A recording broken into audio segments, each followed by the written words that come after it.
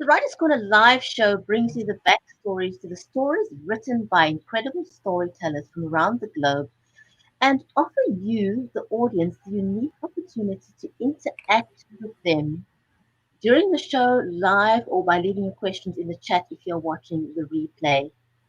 National Reviews National Reviews call Hank Phillippi Ryan a master at crafting suspenseful mysteries and a superb and gifted storyteller. So don't go away. When we come back, we talk to Hank Phillippi Ryan, who has won no less than 36 Emmys for her groundbreaking journalism.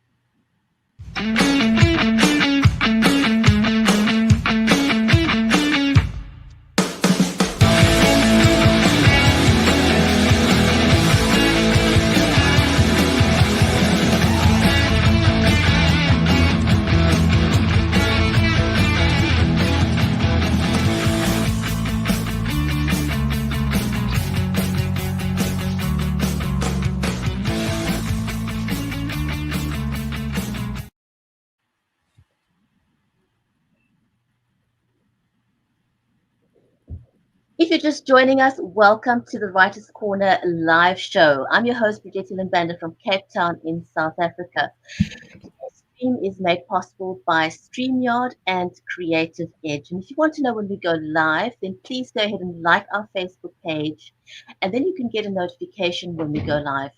Also over on YouTube, please click the subscribe button and the notification bell.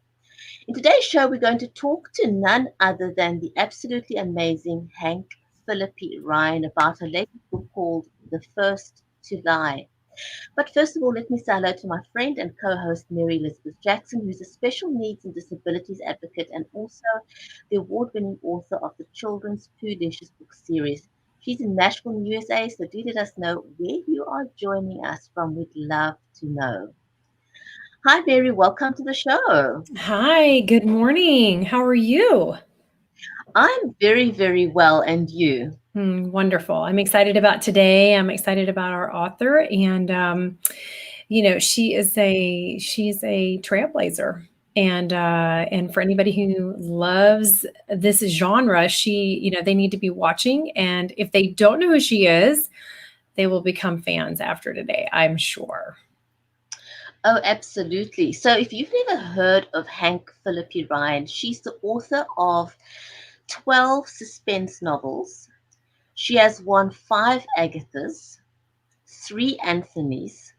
She's won the coveted Mary Higgins Clark Award. And National Reviews call Hank a master at crafting suspenseful mysteries and a superb and gifted storyteller. And today we're going to talk to her about her newest book, a psychological thriller called The First to Lie. So shall we invite her onto the show? Yes, please do. Let's do that.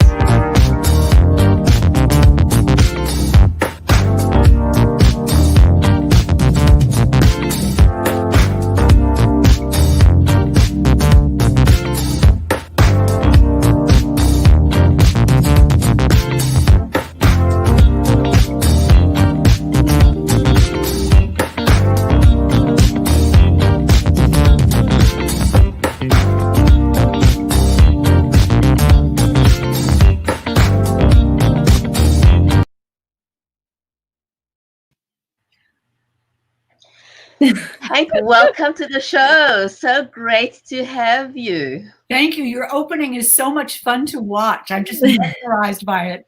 I'm sitting here in Boston on a beautiful fall day, and the leaves are churning, and it's beautiful.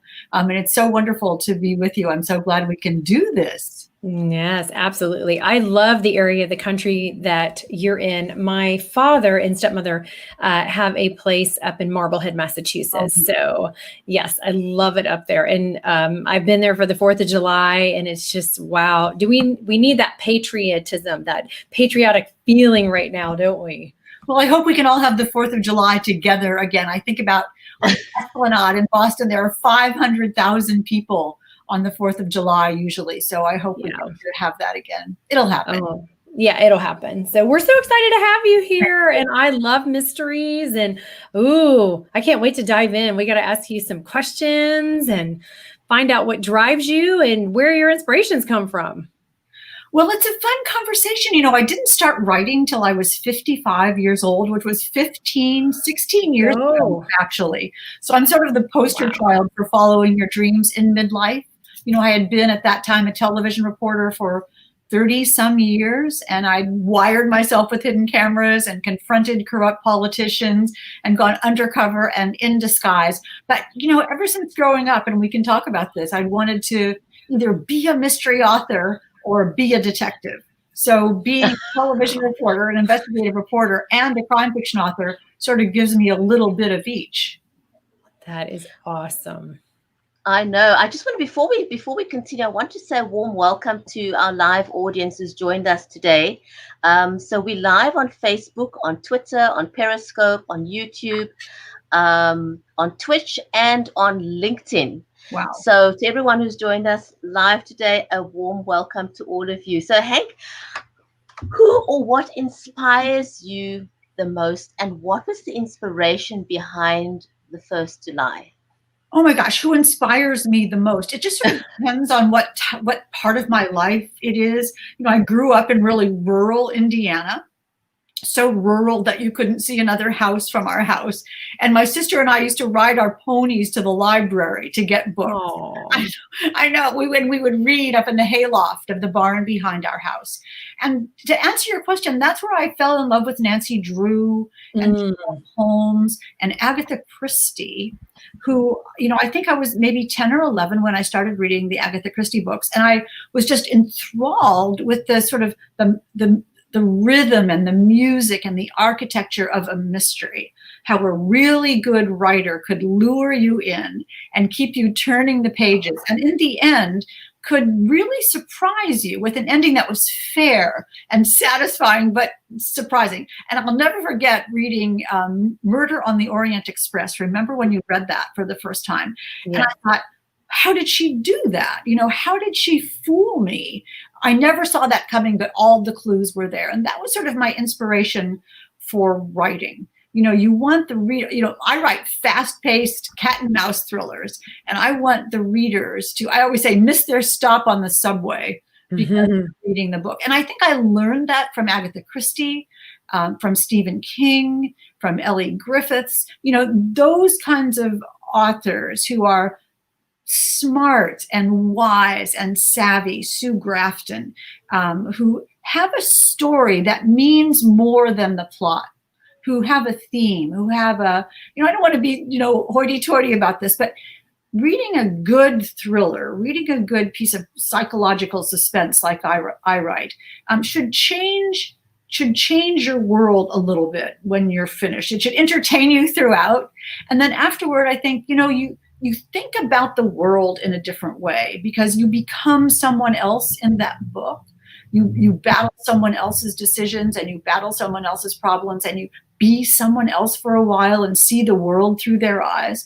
And I think that's so fascinating to write and so fascinating to read. So, even Edith Wharton and Tom Wolfe and Shakespeare, all those Stephen King, all those storytellers teach us how basic, when we grew up and someone said, someone put us on their knee and said, once upon a time, and we knew what we were going to hear, right? We knew we were going to hear a good story. So I'm inspired by that, by the history and legacy of telling a good story. And that's what I try to do in every book. There's something magical about, you never get tired of that, once upon a time. It kind of just puts you on this journey to be receptive of a story. And I want to ask you as a side note here, because it's been interesting asking authors, do you write longhand or do you have a favorite technology that you use to write? Well, that is such a good question because honestly, if I wrote in longhand, if I did, I would not be able to read what I had written. I've been a reporter for so long, and I'm used to taking notes really fast on stories. And I've sort of come up with this crazy personal shorthand. And so now when I'm writing, I can't really make the letters be very legible anymore. So I write on a computer and I type really fast, but really poorly. And so sometimes, but and it's sometimes like I'm sort of channeling the character, and the words come out so fast that I'm almost not writing them. I'm just transcribing them. And my favorite part of writing on a computer like that, a couple of times per manuscript, the message will come up on my Word document that says, there are so many errors and spelling errors and grammatical errors in your document that Word can no longer correct them. Oh my, and that's funny. That's when I know I'm in the zone. Right? Oh, that's awesome. No. Yeah, because you are channeling. When you go into that space, because that happens for me too, but when you go into that space and then you get done and go, oh, wow, did I write this? No, you really didn't. You were just the instrument, but I believe also that a good book and a good movie is one where you find yourself thinking about that character during the day, and you can't wait till you have that small piece of time at night to see what your character's doing. And you think about it during the day. I wonder what they're doing now, even though they're not real. They're in a book or a movie. They are real. I know. You know what I mean? But I mean, just so that you're so into that and it's grasped you so much that you're thinking about them during the day. And that happens for me. Oh, I got to get back to that because I want to know what's next, Well, two fast things about that one. Dennis Lehane always says that he thinks about his characters so much that when he gets home, he can't believe more isn't written in his manuscript because he's thought about it, right, so much. But yeah, I don't use an outline at all. You were talking about how I do it. I don't use an outline at all. Mm-hmm. So I don't know what's going to happen until the next word and the next sentence and the next paragraph. So just as you say, that's what gets me to the computer every day is I think, ooh, I wonder what's going to happen. I can't wait to see what's going to happen. And I don't know till I write it.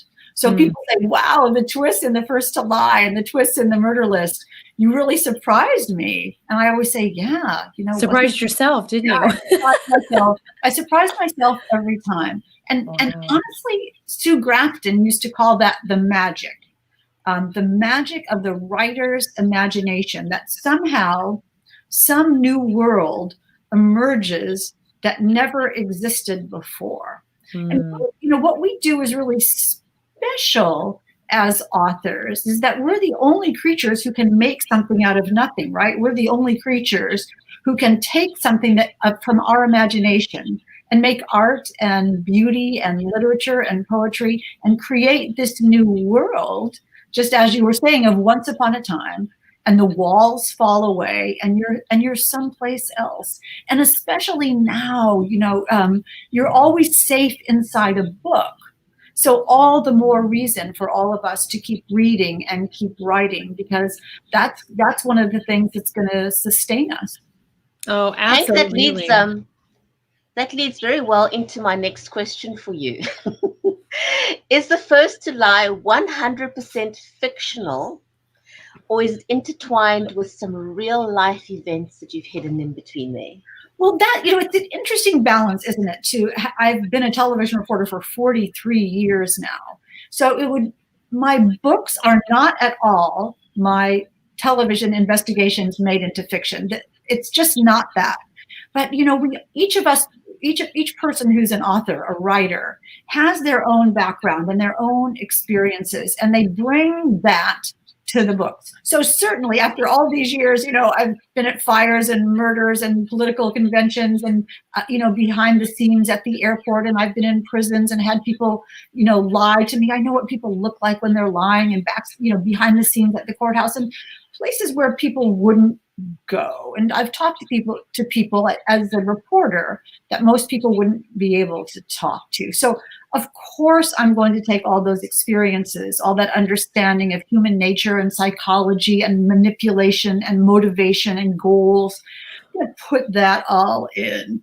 But the stories are fictional. Now, The First to Lie, though, every one of my books, like The First to Lie, has a germ, a little nugget, a little bit of a story that I have worked on, and then I sort of tweak and polish and change and add. So the First to Lie did come exactly as you probably figured from an undercover story that I did. I was undercover and in disguise at a doctor's office. My producer, a man, and I pretending to be a husband and wife who were trying to get pregnant.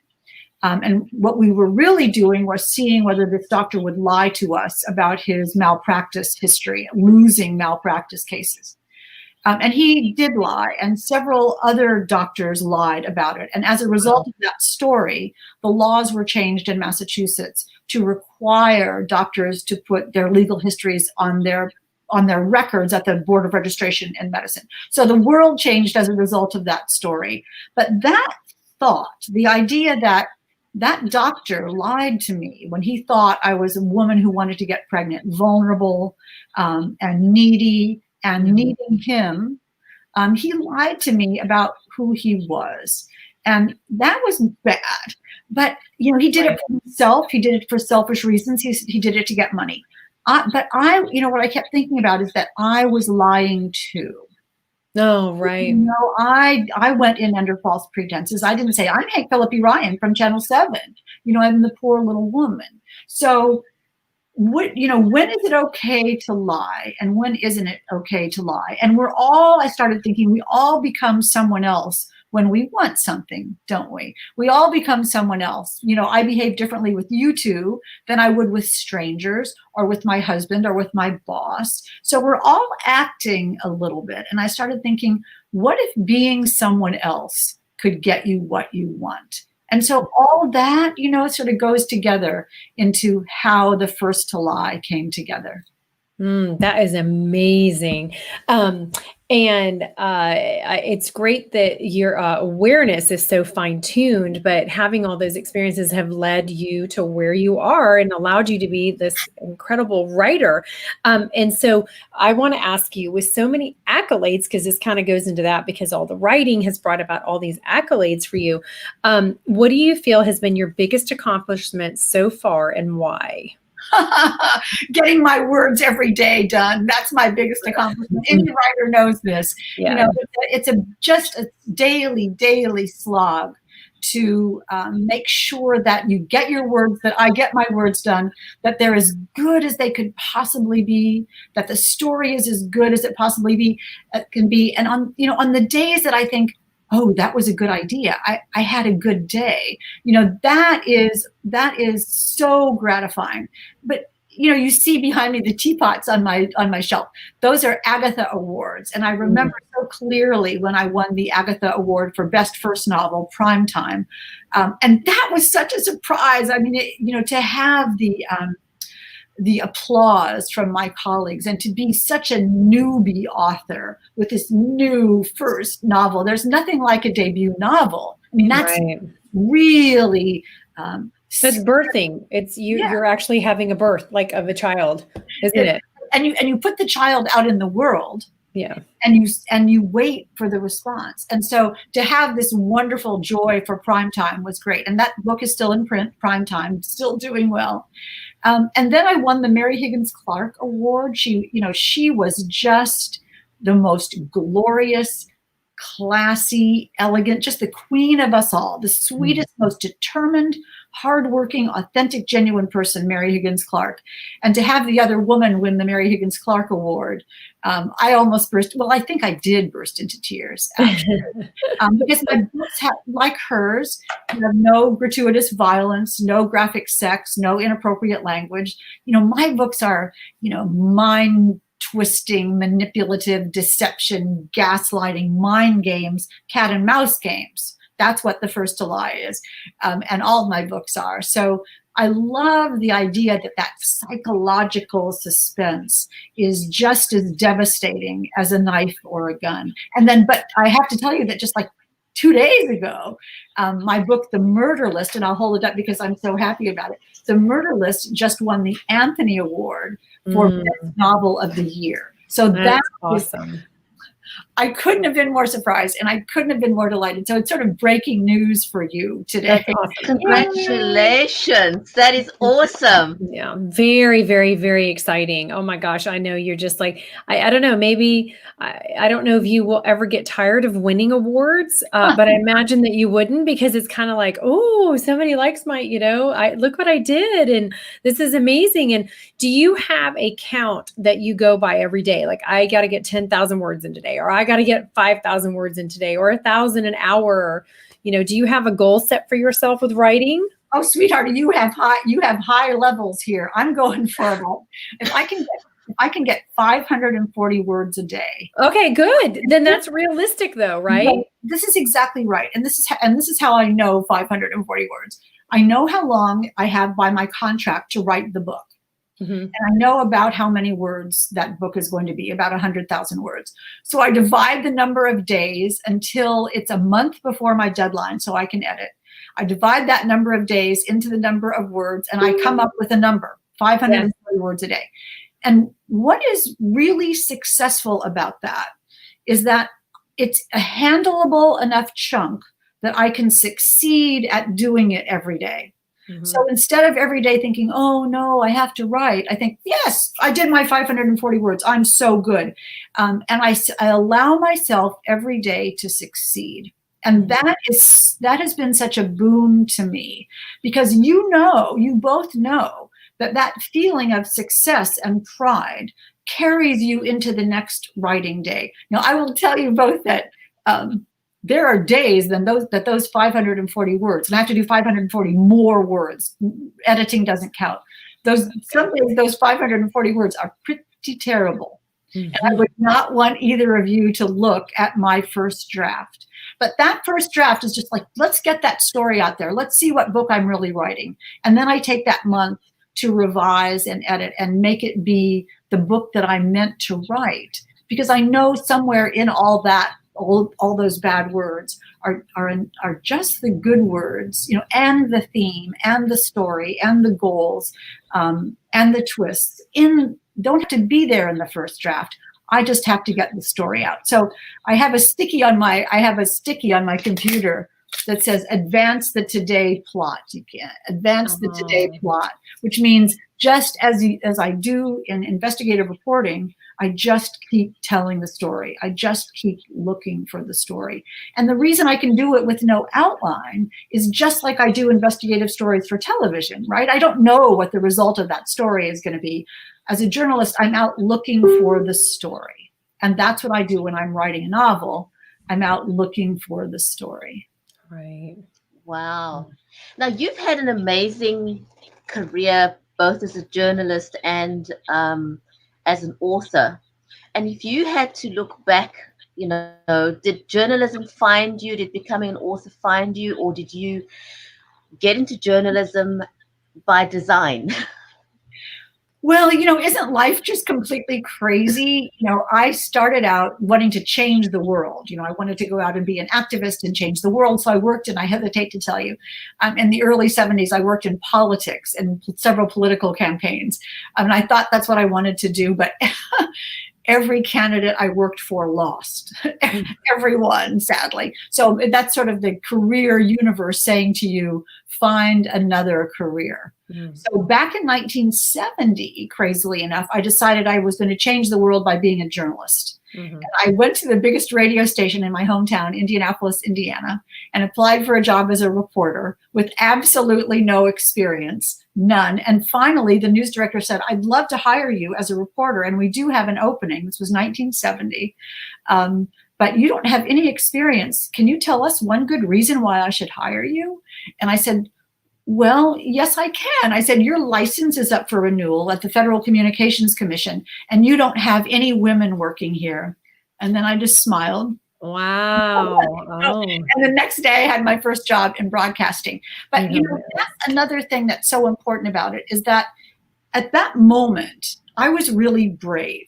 I wanted something, and I was naive and silly with the confidence of somebody who was 20 years old. But I wonder now why we lose that bravery.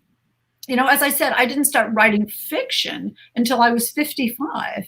And so here I am, a journalist. I'm doing fine. I'm having a great career with Emmy after Emmy after Emmy, and changing laws and changing lives and making a difference in people's lives, just as I hope to do. But one day I had a really good idea for a novel. And I came home and I said to my husband, sweetheart, I have a great idea for a book. I'm going to write a novel. And my husband says, great, honey. Yeah. He says, you know how to write a book? And I'm like, how hard can it be? I've read one of them.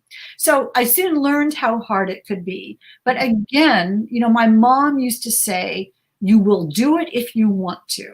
And I think that's so powerful, that writing novels, writing books, doing whatever we want to do at whatever time of life it is all about our own obsession, if you will, our own determination, our own persistence, our own self-respect about going after goals, our own bravery. I took a chance that day in 1970 and I found my calling. And then again, when I started writing my first book, another calling. I think we just have to be open to that. We have to not be afraid. And I think about that. I think about being brave every day in my manuscript. Well, you owned your power and you took a step forward in faith. And, I'm sure you had that little inkling inside and you're like, I don't know what I'm doing here. I don't even know how to do this. But that voice said, no, you got to do it anyways. And so you owned your power. And that's very inspirational for women. So, I don't know if you've ever intertwined that in one of your books. Well, that's a great question, because that is, I'm sitting here thinking about what you're saying, and being very grateful for your thoughts and sentiments, and thinking that is what The First to Lie is about. That is exactly what The First to Lie is about. And we were talking earlier about how we wanted people to feel when they finished the book. And that is empowered. It is empowered. Is it empowered? It's empowered to be confident and stand up for yourself and ask questions and don't be told what to do, and know that you have a place in the world that's just as important as everyone else. The book is about vulnerability and victimization, and there are 4 words to describe The First to Lie, and that is betrayal, motherhood, obsession, and revenge. Betrayal, motherhood, obsession, and revenge. And you can tell from those 4 words what it's about. It's 2 smart women facing off in a high-stakes psychological cat and mouse game to get revenge for a devastating childhood betrayal. But which woman is the cat and which woman is the mouse? And that is The First to Lie. Cool. That is amazing. That is absolutely amazing. Hank, if there are any young people that are watching this and that look at your career that you've had now, what would you say to somebody that aspires to become a great storyteller? Read.